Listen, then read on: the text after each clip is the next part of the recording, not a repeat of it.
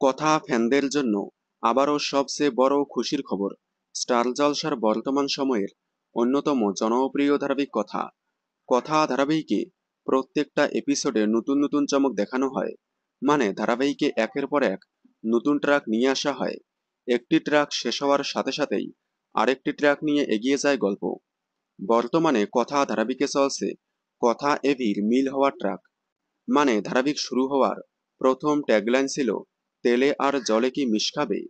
এবার এই ট্যাগলাইনের উপর চলছে ধারাবাহিকের ট্র্যাক।